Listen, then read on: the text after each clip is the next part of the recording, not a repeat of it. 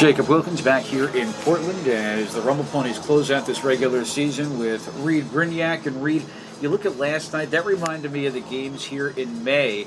Quick start, you set the tone early and you never look back. Yeah, it's really great. Our hitters are being aggressive early in the count.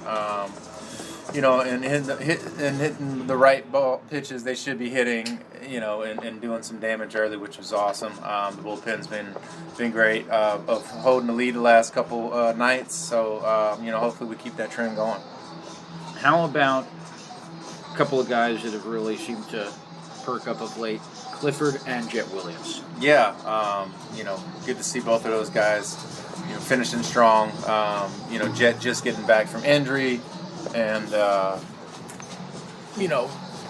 it's always some growing pains right away when you come back from an injury, especially a wrist, hand type of deal. So, the message to him was just to be patient. Hits are going to come.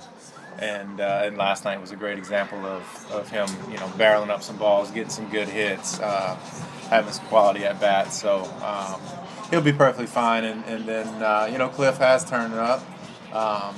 Hit him another home run a couple nights ago, which was really great. RBI single last night. He's had quality at bats consistently. He takes his walks. He doesn't expand and chase too often. He's been having some quality at bats, and when he touches it, he hits it hard. So good things happen. You want to end that season strong in the final week, and Kevin Parada with a nice 3 RBI game last night. Yeah, it was good to see him. Get the pitches he wanted and do some damage on. And come through with some guys in scoring position less than 2 outs. Something we talked about all year of trying to be good at. We know it's roughly around a 50% rate of what we get that run in, but it was good to see him come through and get a couple hits last night and hopefully build some confidence moving through the last 4 games.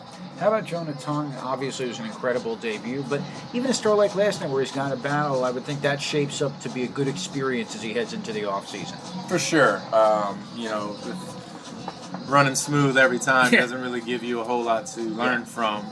Last night he got humbled a little bit with, some good, Marrero swinging the bat well. They got some guys over there that are handling the bat right now, and he's learning you make mistakes in the middle of the plate. The hitters in this league will make you pay for it. But I loved his bounce back inning after the long 30-pitch inning. He went back out and went right away and attacked the first hitter and worked ahead. And he's an interesting player, and we're excited about what how he's gonna turn out. What's the message to the team as you finish out this season? You look back at it, a lot of positives and certainly things where you certainly can talk with each player about things to improve on developmentally. Yeah, I think it's a big off season for all of them. Again, they're getting a year older, and the weight training and the specific things that they need to improve on from a physical standpoint, athletic standpoint, they all need to get after it. The off season is such a critical and important time of year for players. It's where you get the most gains. It's where you get the most recovery. You can really set yourself up with a really solid off season to make an impression in the next year, and vice versa. You can come into spring training out of shape and do the opposite. So the message is clear. It's finish strong. We got 4 more games, and then you can decompress a little bit and take a deep breath and relax and take some time off. But keep working on what we've been working on all year. Take it into the off season. Take it into your training. And come back next year ready to compete for a spot.